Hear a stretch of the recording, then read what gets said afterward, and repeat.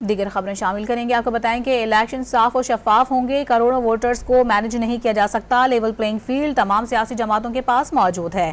نگراں وزیر اعظم انوار الحق کاکڑ نے ڈان نیوز کو انٹرویو میں واضح کیا کہ دنیا میں کوئی ایسی غلطی نہیں جس کی معافی نہ ہو۔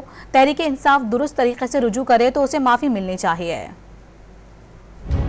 الیکشن صاف اور شفاف ہوں گے، کروڑوں ووٹرز کو مینج نہیں کیا جا سکتا۔ نگراں وزیر اعظم انوار الحق کاکڑ نے ڈان نیوز کو خصوصی انٹرویو دیتے ہوئے واضح کر دیا کہ لیول پلینگ فیلڈ تمام سیاسی جماعتوں کے پاس موجود ہے۔ ہماری تو پوری کمٹمنٹ ہے، ہماری پوری کوشش ہے کہ وہ ٹرانسپیرنٹ ہو اور تمام لوگوں کو یکساں مواقع ملے۔